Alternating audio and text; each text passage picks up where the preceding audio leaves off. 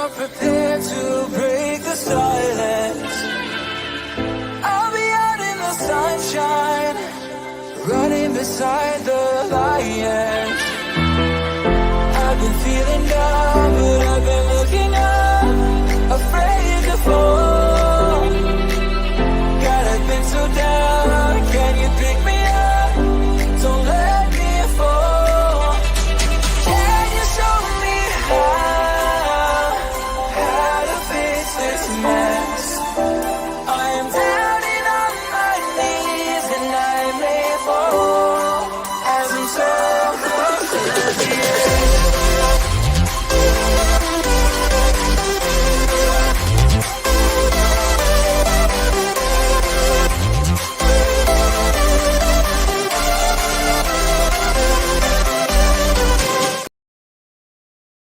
How are we all? Welcome back to Turf Moor House TV.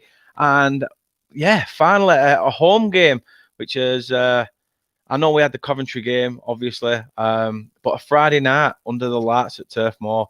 First time it's happened since 2014. A 1-0 loss to Liverpool in the Premier League. Hopefully not going to be the same outcome, but we shall see. Two informed sides battling against each other this weekend. And it is Burnley taking on West Bromwich Albion. Obviously, they're in inspired form under the newly appointed Carlos Corberán. I say newly, he's probably been there a few months now. But new in terms of his managerial tenure at the club. I've got Joe joining us from Turfcast in just a moment, and I'll get going through your comments as well. If you could, you beautiful, sexy people, please do drop us a like on the video. Sub to the channel if you want. Feel free. I'm not going to force you. If you want, do that. And yeah, hit that notification bell. I'm fed up with the kids hitting me in the bell the past few days. So if you want to hit a different bell for a change, go and hit that one. Honest to God, knackers are like flaming rocks. That said, go and show your support. We are on all socials, and I know they're really tiny down there. Can't believe I followed on with knackers and tiny stuff straight after. Where is this going? The socials are there, and if you can barely see them, this is where you can show your support.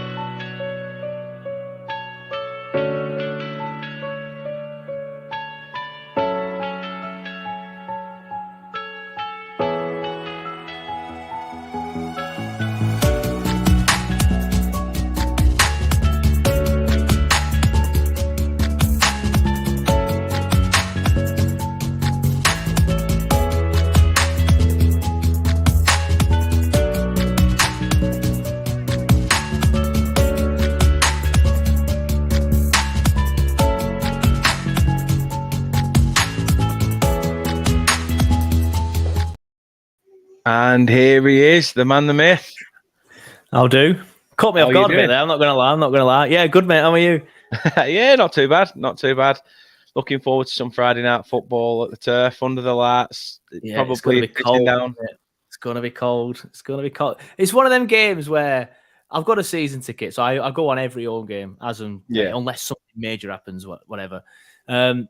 But Friday night's one of them games. The game itself is good, but the temperature and the time and the fact that it's on TV, it's one of them where I'm like, do I really want to go on? I always end up going on, so I don't know why I have this debate with myself every time. But I'm like, do I really want to sit there and be freezing for 90 minutes? But then this is kind of a mentality that's come over from the dash, like towards last season. Like last season, I was doing this quite a lot and thinking, do I really want to go on? I don't want to go on because the football's crap. The results are crap. I'm freezing. It's pissing down. I'd always end up going on. Whereas now I always end up thinking, it's going to be a good game though, so I'll go on. We'll play good football. They'll play good football, so I'll definitely go on. I'll just probably regret it when when it's -5. True. To be fair, at least you're doing it before the game, not deciding to leave about 5 minutes before the end and then not see a score a winner in like 90 plus third or something. Yeah. So at least it's not that bad. No, I've always been one to stay to the end, even when we got beat by City, where it's 6-0 or 6-1. Yeah. I remember people around me were leaving when it was 3-0 after like 8 minutes. We had more dedication as fans than Kevin McDonald did. Exactly. Kevin McDonald left at half time, went to 110. But yeah, the reason why I always make a point of saying to end now is because when I was a kid and when I was growing up, my dad used to work at the Park View. So his shift would start. It'd have to be in the Park View when the full-time whistle went. So we'd have to leave with about 15 minutes to go. Then he'd proper bomb me home, then bomb me back. And the amount of goals I missed as a kid. I remember once we were getting beat by Gillingham 2-1. And it's 75th minute. We're like, right, come on, we have to go. So I'm like, oh, for God's sake. We won 5-2. So I missed 4 goals. I couldn't believe it. So, yeah, I always make a point of staying to the end now. Yeah, I don't blame you. I mean, you do your own channel as well, Joe. Turfcast Podcast. Let people know where they can go show the support to that. Yeah, so we're on all the socials, just like Danny's, Facebook, Twitter, YouTube, TikTok. I don't really use TikTok, if I'm honest, but you name it, I'm on it all. Main one is probably YouTube and the podcast itself. Just go into YouTube, type in Turfcast Burnley FC fan channel, you'll find it. Hit 1,900 subs today. Nearly there. Nearly there. Thank you. Hopefully I can keep edging that up. And you know what? I'm surprised because I didn't do any content at all over Christmas. I was too busy. Too much going on with work and kids and stuff. So I thought I'd have lost some, but I didn't. And now I've started doing the content again. It started going back up again. But the West Brom pre-game show's already on there. I put that up last night. I had a really knowledgeable guest. I think he was called Matt, if I remember rightly, from WBA Report. Really good. So he gives the insight on West Brom quite well. So if you want to check that out, obviously when this is finished, then please feel free to do so. No, happy days. The link to your Twitter account and to YouTube channel is in the description of this video below. So please do go check Turfcast Podcast out. Great stuff that Joe does. And like I say, we're all pissing in the same pot, doing the Burnley stuff, but we're all, some people look at it though. And I've noticed with YouTube a lot recently, now that I'm on the cusp of that 1K, well, I'm 200 away like that, but still, now that you're not that far off, you've started to see the people that wanted to help you grow and now starting to get pissed off that you're getting the numbers that they're not now getting. Yeah. And I've realised just how fickle some people can be on YouTube. It's mad. You know what, mate? Before you started, I was in like this this group, like this big group. I was like, oh, you put your links in here, we'll all share it, we'll all get really good and we'll all grow together. When I started growing, similar to you, certain people in this group stopped sharing the link and stopped doing that. So it's one of them. You got to watch your back, especially when you start getting good numbers like you are now. Yeah, it's not doing too bad. It's slowly taking off. But just got to hope for the best. Let's see what people are saying in the chat. We've got Dan in from one Dan to another. Barrow on tour. Hope you are well. Johnny's in. Hope you're well. Johnny, he says, yes, Dan. He's going to the turf as well on Friday. Happy days. Stream Elements bots running. Cheers. Johnny says, everyone here hit that like and sub button. Appreciate that. Johnny, really, really do. I need to get extra ports for a flaming mouse. I'm using the laptop mouse and it's well unresponsive. To be fair, mate, that's better than last time I was on with you. I think you were using your phone, weren't you? I could see you doing that. Yeah, I've got a Chromebook though, and it's not even mine. It's my stepdaughter's. But I bought a webcam, and now I just need a light in the background because I look so dark. Yeah. Honestly, they're cheap. I've got a ring light there. That's why you can see up shadow behind me. I could probably light it better, but I just can't be bothered because that'd be getting another light over there to shine on the wall. I'd look a dick though. I'm going to end up looking like I've got Sonic rings in my eyes or something. True, yeah. I didn't think of that. I'm sure you can put it off center so it's not directly. Well, hopefully, I'm going to get contacts at some point. Yeah. But you never know, mate. You never know, mate. Laser eye surgery when the channel takes off. Hey, loose change. I'll see if they can do me hair as well while I'm at it. See if I can have an hair transplant. Quick holiday to Turkey. Come back that. Hey. Yeah. Ali's in. Hope you're well, Ali. Johnny says, do you think we will sign Obafemi or however you say it, or whoever the rumours have been going on about? I mean, regarding Obafemi, it's sort of been said, it's agreed. Some Swansea fans are saying, please don't fall through because they now want rid. I mean, where do you stand on it? I'd have him personally. Like, it's one of them. Like, it's still only young, isn't it?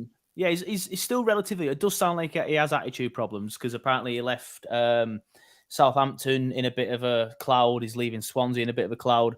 But for $3 million, I don't really see it as much of a risk. And I think he'd bang goals indefinitely in this division. Do I think he'd be good enough next year? Don't know. But he could improve. And as well, like obviously, playing in the company system, we might not need him next year because there's all these rumours about Vegas as well. Man United don't have an obligation to buy, so who knows? But I'd have him for £3 million. I think it makes sense. But there's all this Lyle Foster rumours as well now, isn't there? So I think that might have slowed the Obafemi thing down. Oh, definitely.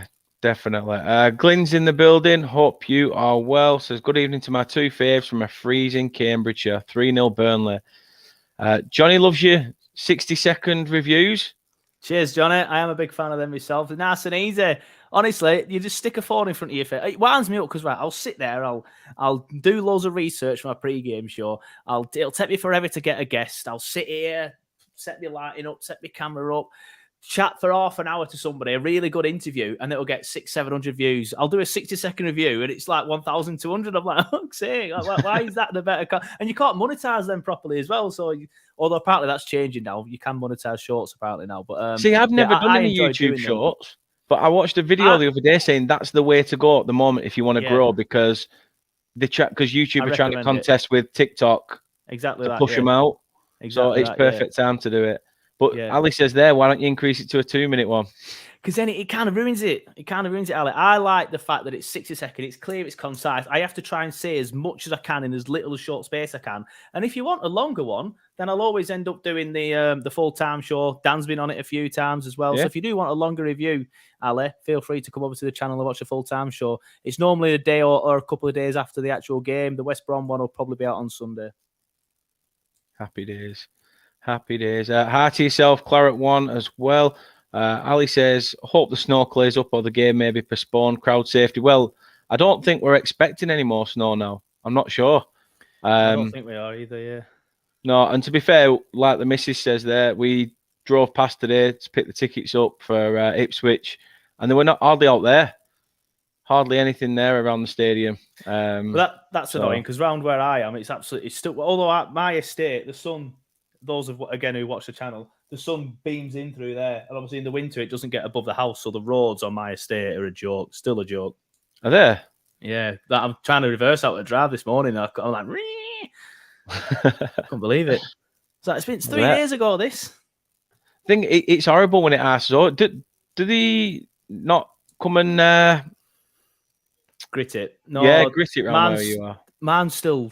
It's a new build estate and it's still owned by McDermott, who built the estate. It's not been handed over to the council yet, so McDermott don't bother fucking doing shit like that. So we need to finish the estate and give it over to the council. But even then, I remember when I used to live on Darnley Street near the turf, that never got gritted anyway. So swings and roundabouts, isn't it? Definitely.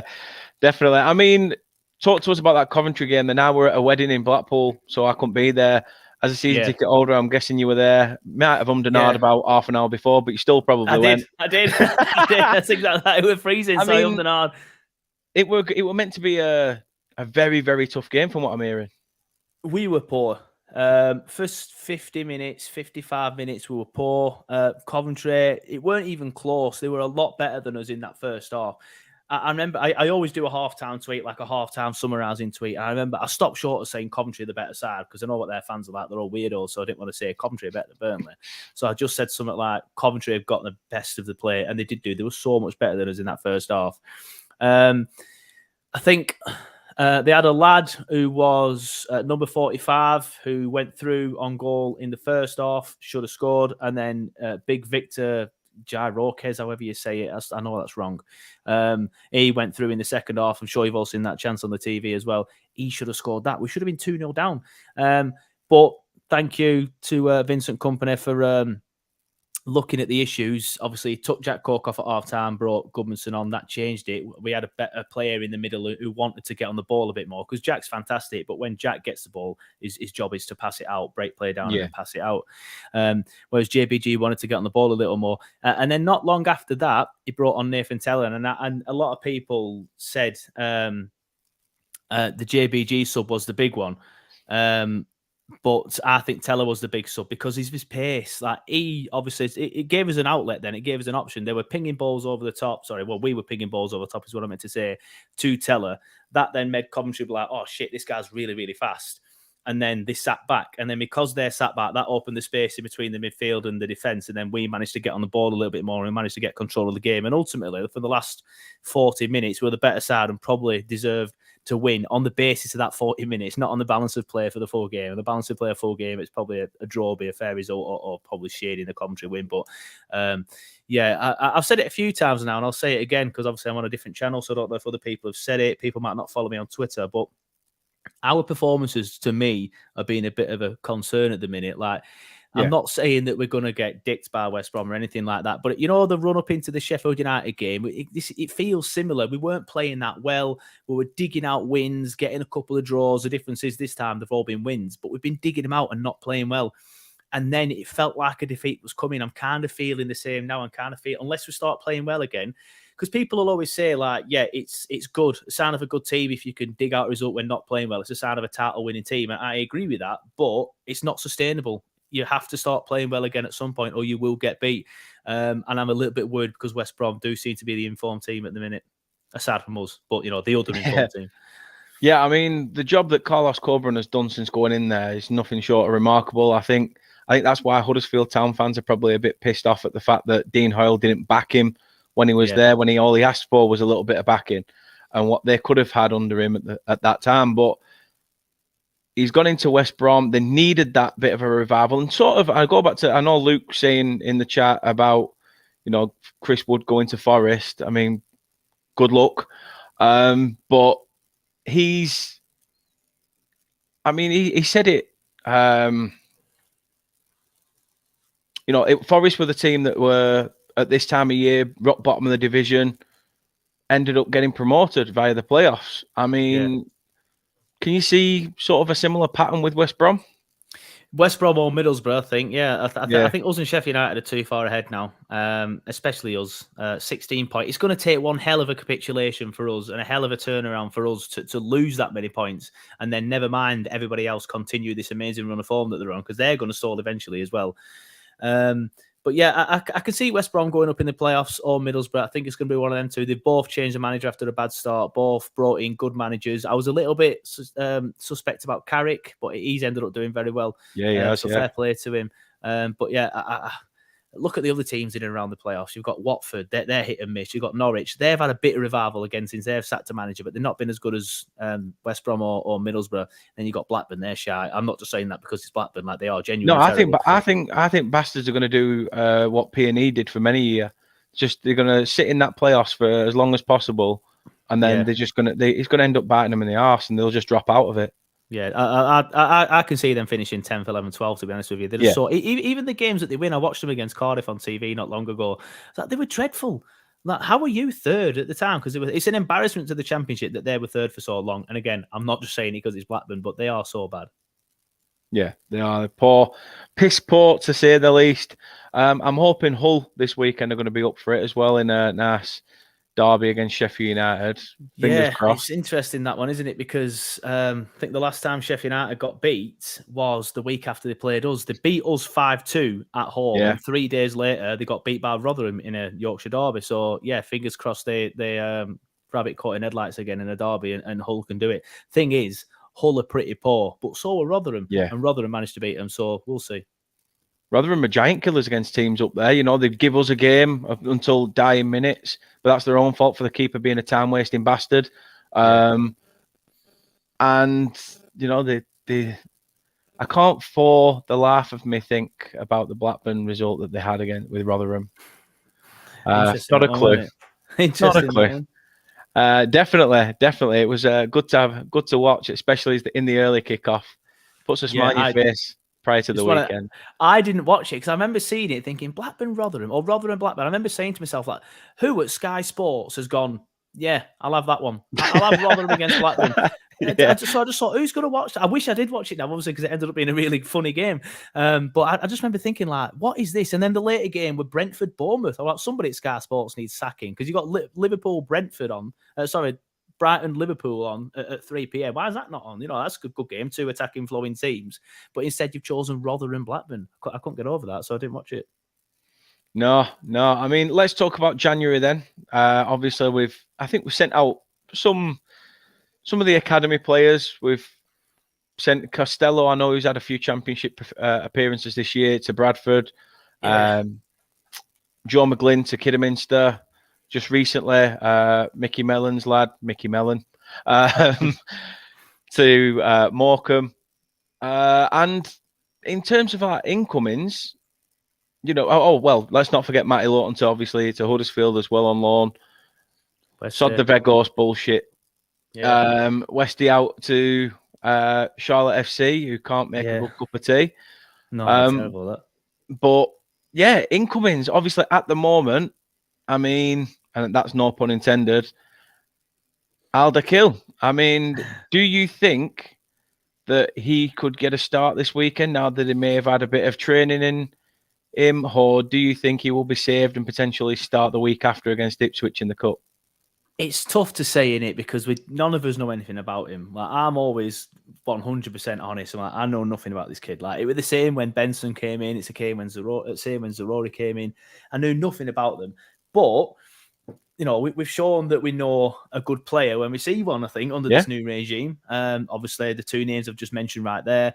I think it would probably... The game will be a big one. So I think it might be a little bit too much too soon. I think he might just be fouled under McNally sort of like a little bit now, just sort of like a little bit cautious and play in the cup sort of thing. Who knows? He might have impressed in training loads. We don't know, but it's difficult for me to say whether I think he'll start or not because, like I said, I don't know much about him, but it's going to be interesting to see what we do with him because, like I said, you've mentioned all the outgoings there. It's looking like McNally will be going to Sheffield Wednesday on loan. That's not confirmed yet, but Vincent Kompany said today in his press conference that he'll look at getting him out on loan. Sheffield Wednesday reported to be interested. So I would, at a guess, probably say that we'll play the same back line as we did against Coventry with Charlie in the middle with Bayer.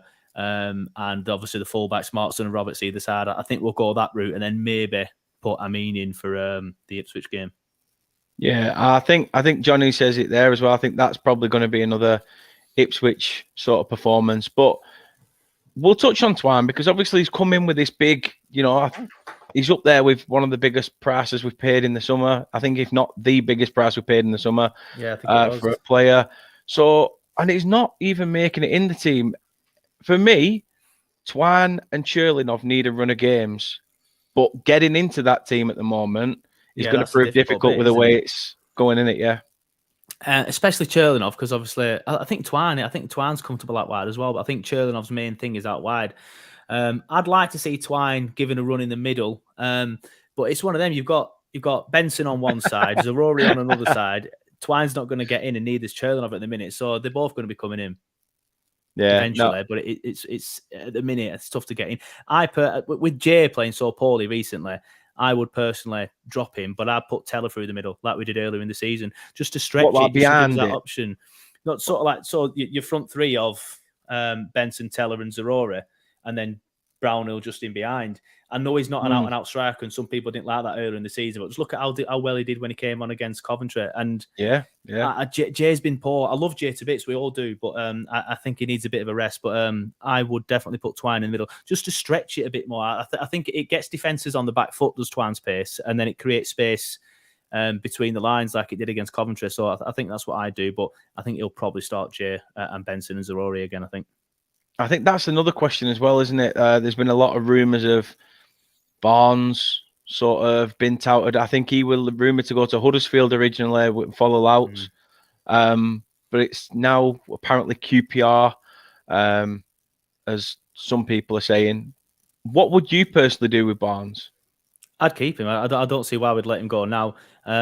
If we go up, I say if very loosely, when we go up, it's one of them. Like, do you keep him for maybe just his sort of like how he is with the other players or whatever? I don't think he's good enough to be in the Premier League, basically, is what I'm saying. But do you keep him like maybe as a coaching sort of vibe or whatever, or does he want to play? Because his contract does technically run out in the summer, but we do have an option of a 1-year contract extension, so we could do that if we wanted to.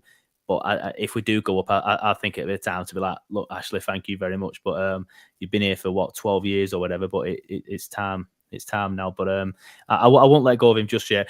And if they have to let a striker go, I'd let Dervisoglu go, let him go back to Brentford. But again, he's another one. When he's played, he's looked okay. He's got a decent touch. Obviously, scored the goal against Rotherham. So it'd be a little bit of a shame to see him go, but I'd rather see him go than Ashley Barnes, definitely. Yeah, no, I agree. I don't know. I've read contrasting reports regarding Dervisoglu. Like, apparently, we can't send him back. Yeah. I don't know, to be honest. There's always something like that. I just always tend to trust what Andy Jones and Alex James say. I think they're the two main ones now. Borden's left.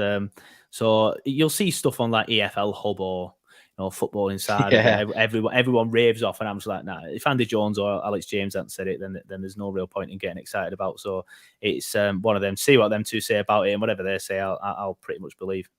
Yeah, I mean, there's pictures going around of the Swedish defender. I'm going to butcher the first name, so I'm not even going to try it. But Ekdal, however we want to say it, his last name. Yeah.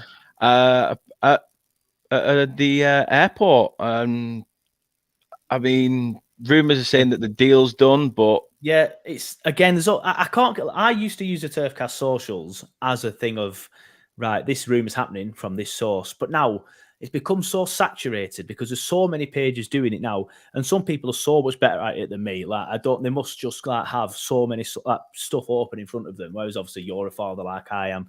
I'm a father. I don't have as much time to do that, but I'm kind of glad in a way because I just can't keep up. There's always somebody new. Like there's some random guy in Belgium saying, "Oh, this guy's done. He's going to Burnley now." And then there's a picture of him at an airport. And then someone I said, "So in your chat earlier, saying he's landed at Manchester." Like, how do you know that? Like, it's amazing how good people are with stuff. But I used to use Turfcast for that, but I just can't keep up anymore. Just can't keep up. But yeah, apparently he's coming in. He's another one I don't know much about. No. Where's he plays? It's centre back, centre mid. Yeah, another centre back. Again, it might just be one for the development team, and then. But it's strange though, because of what company's saying. He's sort of saying that, from what I'm trying to pick out of his conferences, it's almost like I want to get my transfer business done now, in preparation for the Premier League. But then, yeah, it's strange because the caliber of player you can attract when you're in the Premier League. Yeah, I don't know. And plus, I find it a bit weird how, Pace has just gone full shithouse and gone, no, we're not spending it. We're happy with where we are. Okay, company, you want the man, you'll get the man. That's it. Yeah, I think someone's just mentioned it there in the chat as well, though. Lyle Foster, I think that is one that I have looked at. He does look decent. Again, I didn't know much about him, if anything at all. I had heard of him, this guy. I can be honest with this one. I had heard of him, but didn't know much about him, simply because sometimes at work I have to do Belgian football. So that's how I'd seen him. But I didn't know much about him other than that. But looking at stuff and looking at how people rate him over in Belgium and stuff, it does seem decent. So he's another one that's coming in, but he is a striker. So hopefully he's one that we're bringing in to sort of like give JRS and maybe Obafemi as well. And the amount of options that we'll have, if that is the case, will be sense. I look at the bench now sometimes, I think, wow, what a bench. If we bring in Obafemi and Lyle Foster, then it's going to get even worse, isn't it, for teams? Like, especially when we've had Dale Stevens and like three keepers. Exactly, yeah. Jesus. Danny Drinkwater, yeah. So it's changed a lot. Like I was speaking to the commentary fan, he were like, "Oh, we don't have much strength in depth. You look at our bench and it's rubbish. But you look at Burnley, and you've always looked at Burnley and gone, that's amazing." I'm like, always? Honestly, mate, this time last year, our bench was terrible. No, it were. I mean, there's so many rumours, so much going on. Ali, Westwood has gone. He's no longer with us. He's at Charlotte FC in the MLS. He made it sound like he died. He's no longer with us. God rest his soul. Somebody made him a shit cupper and he said, "I'm not dealing with this anymore. I'm off." So he got in his combine harvester. Over there. Yeah, they did. Oh, that were poor. That were very, very poor. Did you see him put a video up saying like, "I'll have a word with the admin"? Yeah, I'm really sorry, Burnley fans. Yeah, that was funny. But he did an interview. Have you seen the interview he did with Charlotte FC recently about settling in? No, I've not seen that. He's been interviewed by someone said, and this person then went, it's so nice to have another Englishman in the MLS that I can speak to. He says, "Hey," and she must have like shown a brew on camera. He says, "Hey, I've got one and all, a proper brew." And it was just like two English people bantering about a cup of tea. Yeah. It was strange, but it was funny. Perfect. You know what? I'm buzzing for him. I'd love something like that. He's younger than me as Westy, which I found astonishing. But I'd love something like that, just to be able to go somewhere like that, and just work for like 3-4 years and earn a good amount of money. What a life that must be for like 3 years, man. I bet he's buzzing. It's a strange one. It's a bit like I look at when Charlie Austin went to, is it Brisbane Roar? Yeah, he didn't settle, did he? He's come back. He's now joined Swindon again. I don't know. Sometimes it works, sometimes it don't. It's one of them though, isn't it? Like home. I remember, Simon, who used to be on Turfcast, his granddad used to always say to him, like, home's never going to go anywhere. This opportunity might never come again. So if you try and it doesn't work out, fine, just come home. It's fine. But I'd love to do something like that. I'd love to go to America and go on some MLS games. I kind of like MLS. I don't think it is great quality. I will admit that, but I kind of like the sort of like the chaotic side of it, and how nobody can defend and nobody can shoot. I just love it. So I'd love to go out there and see some stadiums and stuff like that. That'd be good to do some at one point. But yeah, I'd love to be able to do something like what Ashley's doing, just to go somewhere like that and just see a different culture, a different part of the world. Yeah, this is actually some pretty decent stadiums out there and all. Like, Yeah, even exactly. that Charlotte FC one, I mean, they only got established over the last couple of years. And that was thanks to, what he called it, left Leicester, Christian Fuchs or something like that. Oh, was it him? Yeah, I think he had his finger in a bit of it and start getting it started. He's just retired and come on as sort of backroom staff. But I know Jamie Vardy's bought into one, hasn't he, as well, I think. I think Beckham's obviously got one as well. Yeah, it's exploding at minute recently. Because I have it into Miami top, but it's exploding at minute recently. Is MLS, because more people are investing in it, so it is getting a little bit better. But it might be becoming a little bit too saturated. Johnny Lee's obviously a glory hunter there. If he says LA Galaxy the best MLS team, yeah. When I got into it, I always kind of liked Bastian Schweinsteiger, and I don't really know why. I can't put my finger on why I liked him. I just did. He just seems like a really nice guy. And when he was playing for Man United, I was watching him a little bit, going, "Oh, I like Bastian." And then he left them to go to Chicago Fire. So that's when I was like, right, I'll start watching some MLS now. And Chicago Fire are garbage. They are so bad. They get beat every week. But I'm like, that's my team. They're rubbish though. They're so bad, man. Honestly. So I'm not a glory follower because I follow Chicago Fire. But I do like Inter Miami a bit now because we've got a big English connection over there, obviously with Beckham and Phil Neville and that sort of stuff. No, I see. It's strange because I watched a bit of Houston Dynamo when Akinbaye went out there. Yeah. And then sort of MLS, where I don't even think MLS were that big, to be fair, at that point. No, but and then when I noticed, what's he called? Shit's sake. His nickname's Inche. Adrian Heath, yeah. When I saw that he was manager of Orlando City, I started watching a bit of them. Yeah. And I was like, I can get into this. And I watched him quite a bit. And I just saw him. I saw him after one game, and he was so pissed off. He was almost like Cloughy-esque. He's slapping him right back at head as if to say, "Get in there, you." Yeah. But yeah, it's that's it. Yeah, Adrian Heath, like you said as well. But it was good. It was good. Johnny says, "Why are we talking about the MLS?" What I was thinking that I was going to say something else. I can't remember what it is now. I was going to go off on another tangent. I'm like, I've taken Dan off on a massive tangent here. I can't do it. It's fine. It's great. It's what we do. Barry, who's a Wolves fan, big up to yourself, Baz. He says, "All the best against the Baggies, Dan. I'm sure we'll do you proud, mate, and keep that part very quiet for you, so they won't bother you if you're out and about." But yeah. Since people want to hear about the game, I suppose,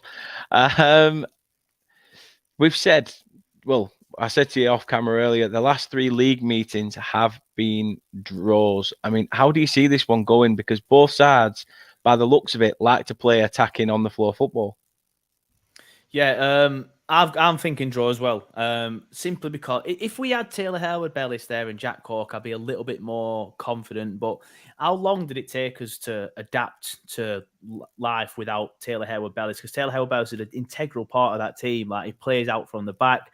Muric will be passing it to him, and he'll be moving for Muric and then running out from the back with Bayer and stuff like that. So it took us a while to adapt to how we were going to play without him. And we've got to do all that again now. But for Jack Cork, yeah, we might have adapted to a new way of playing without Taylor Harewood-Bellis, but now we've got to do it without Jack Cork as well. But I don't know who's going to come in for Jack as well. Like, is it going to be Bastien? I like Bastien. I think he's a decent championship player, but I don't think he's a good championship player or lower end Premier League player like Jack Cork probably is. So it's going to be interesting to see what we do there. But I'm expecting a draw. 2 teams that are going to play attacking football, probably both score as well. They do like to play a high line, though, according to the West Brom fan that was on my channel this week, which is interesting because they've got Eric Peters at centre back, or have been playing Eric Peters at centre back. He has, hasn't he? And he's got zero pace whatsoever. So if they are interested in playing a high line, then we might have some joy against that, especially if we start Teller. But then they might decide to play a little bit deeper. But then again, as I said earlier, that opens a line in between the defence and the midfield. Or if it doesn't, because they sit back as well, there'll be a line in between the midfield and the attack as well. So I would expect plenty of Burnley possession, simply because I think they'll drop back a bit and we might be able to get more of the ball in midfield. But I just think without Jack, I think the defence will be exposed, and then the defence without Taylor, Harewood Bellis, not Charlie, it'll have Charlie in there. So I don't know. I'm just a little bit worried about it. And the fact that we've not been playing well as well, I think it'd be, if it were last season, I'd probably predict a defeat at this point. But we've just been playing so well up until the last 3 games, and then we've still been getting results. I'm probably going to predict a draw. That's how I'm going to sit on the fence. No, not wrong with that. I mean, West Brom at Turf Moor, unbeaten in the last 3. As I said, 2 draws and 1-1. But stats are there to be broken, aren't they? And the way we're playing at the minute, unbeaten at Turf Moor, Friday night, under the lights, cold. You'd have to say on that basis we probably get the upper hand. But then yet again, it's like you were saying off camera, you almost feel that it's not. This isn't going to be the easiest. If Coventry give us a test, then man up, because that was going to be, a practice before facing the big bad boss. Yeah, and it's one of them, like this time again last year and season beforehand, when it were raining sideways and it were cold, I was like, yeah, Tarky and Ben Mee are going to throw some elbows about and nobody's going to be up for this and we'll win this. These new lads aren't like that, and I'm not saying they're going to crumble in the cold, but I don't think it gives us that advantage that it used to. I used to think that this sort of weather would proper give us a decent advantage, but at the minute I'm not quite sure it does. I think I've seen a lot of tweets and Instagram posts by the Burnley players these last few days, sort of like going on about how cold it is. Even Martson, he's only from Holland, so get over it, mate. I'm sure you're sorry, Netherlands, you're not allowed to say Holland anymore. So get over it, mate. But I don't know. It's just that they're playing well. They're not just winning games, but they're playing well as well. They do have a couple of injuries and a suspension as well, if I remember rightly. I can't remember who they were off the top of my head, so I don't remember that much. But I'm expecting a tough game, and if I'm honest, I will be happy with a draw. If I'm being honest, not happy, but not overly happy. But at least it's not a defeat. Yeah, I'll take it. I'll take it.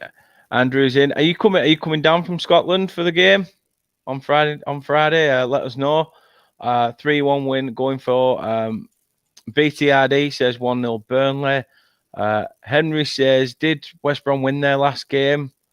I think so, because I think they're on a bit of a run, yeah. They were 2-0 down against Luton, 1-3-2 in the league, and they beat Chesterfield. Chesterfield? Yeah, they beat Chesterfield 4-0 on Tuesday night. I think it was. Good result for them. Andrew will be there. Expect the proverbial panting mouth selfie on Twitter. Look forward to that when you've hit the pubs pre-match. Claret 1 says, have to back my team. 2-1 Clarets. Johnny says, we won't struggle. Alderkill should play centre-back. I feel I've seen him play. I feel I've seen Messi play by watching him on telly, but hey-ho, we know. They should win. Benson and Zarori should play good, unlike Cov, but Goodmanson against Cov was a masterclass. Goodmanson's a good shout. He could play in that Jack Court role like he did in the second half. Company might have done that, thinking ahead to West Brom, thinking, right, Cork isn't playing, we'll get Goodmanson some time here in this central role. So that might be a good shout for the central role. Goodmanson and Cullen, with obviously Brownhill in front of him. BTID, I see you sober tomorrow, Joe. Unfortunately, mate, I have to be. I've got the little boy until about 6, so there won't be enough time for me to get drunk. Ooh, wounded. Henry says 2-1 Burnley. West Brom will still want to take points off Burnley, but I think the Clarets will take the 3 points just. Good old Facebook user, since I'm doing this for the group now. Because I'm doing it, because I've linked it to the group instead of the page, because I'm trying to get people to go to the group instead of the page and finally fold the page eventually. People have to accept StreamYard through their Facebook before it comes up with a name. It's just a bit of a mess around. I've never done a group. People used to try and get me to do a group, but obviously my page grew quite well, so I never really had to do that. So, well, to be fair, mine were at like 900 and... Have you? Yeah. See, man's on like Facebook, just under 1,000, But I thought they'll all come over. But like I say, I've only had the page probably about a week, 2 weeks, something like that, and I've got 160 odd already. So that's good. That they'll follow eventually. Who knows? Jag says we have the Burnley Boys of YouTube on today. Yes, it's a Burnley takeover. He was rocking when I seen you at Old Trafford. I'm already laughing at that. I remember chatting to somebody for ages in concourse at second. I didn't go back out for second half. That's how drunk I were. But I remember chatting to somebody for ages in concourse at second half. That may have been him. But I remember just having a few beers. But I were fucking smashed against United. I don't know how it got so bad so fast, but it did. That's not only me. It's one of them. You know, when you don't drink for so long, you just think, "Fuck yeah, I'm going to get pissed tonight," and then you're a joke. You're an absolute joke. I was a joke that day. So apologies if I was a bit daft.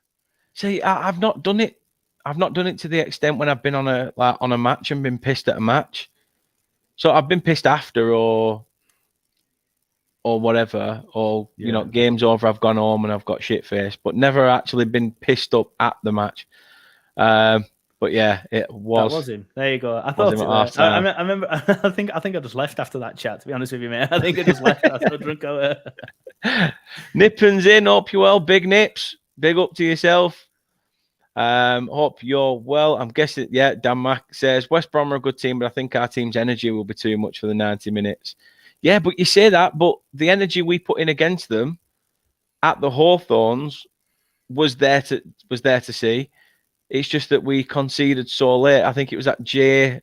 Thomas Asante or whatever he's called, that obviously grabbed the equaliser for them so late on. Ridiculous, that goal. It should never have been so. Where the referee got 8 minutes from, I'll never know. I got so much stick off West Brom fans because in my 60-second review, I'll just basically slag the ref off. Where's he got 8 minutes from? What a joke. And all West Brom fans like, it's your fault for time wasting. I'm like, we didn't time waste. We're not that kind of team anymore. No, definitely not. Definitely not. Yeah, 98th minute. Eesh. Well, we'll end it there. I know full well you've got stuff to do and get the lad to bed and all that jazz. You could probably hear him. If not, it's this microphone. Good investment. He's shouting. His bedroom's over there. I can hear him. No, I've got something to tell you in a minute as well when we come off, which should be fun. But thank you very much, Joe. Again, I really appreciate it. You're going for a draw. I'm not going to say anything just yet because we will be back at 9 o'clock, where we will be going through the championship scores, going through the predictions, and what me and Anthony, Bristol City fan, as well as Arsenal, Southampton, and any other team that plays in red, we will be going through the EFL fixtures and giving you them. And also, I unfortunately won't be at the game tomorrow. I'm having to sit tight and out of a few games due to some family issues. Well, I know most people know about it. With my dad being over at Preston Hospital, I've got to sit tight while he's in critical care. So you can join me for a watch along. I will be doing a watch along on the channel, so join us for that. I had to choose Eric Peters if I were doing the edit, of course. So yeah, please do join us on Friday night, 7:45 for that as well. Joe, thanks again for coming on. Really appreciate it. Tell people again where they can follow you and support your stuff. Yeah, so I'm on all socials, Facebook, Twitter, Turfcast Podcast. They're the main two in terms of sort of like interacting, but the main two places in terms of watching content and listening to content is on YouTube. Just search Turfcast, Burnley FC fan channel. You'll find it on there. Like I said, I hit 1,900 subscribers today. So buzzing with that. Hopefully we can keep going. And of course, the podcast is out on all the good podcast platforms, whether you're on Apple, Google, Spotify, whatever. It's just basically an audio file of the YouTube video in case people prefer to listen to it in the car, driving to work or whatever. No, happy days. And you'll find this one exactly on all the podcast platforms. So if you are listening, thank you for the support so far. It's a slow burner, slow grower. But you know, story of my life. I'm a grower, not a shower. So thanks very much. As I said, the link to Joe's channel is in the description, so please do go check that out as we all breathe in the same Burnley air and do the same content. But until 9 o'clock, we will be back then. Have a good night, enjoy, and don't do anything stupid in the next few hours. See you then.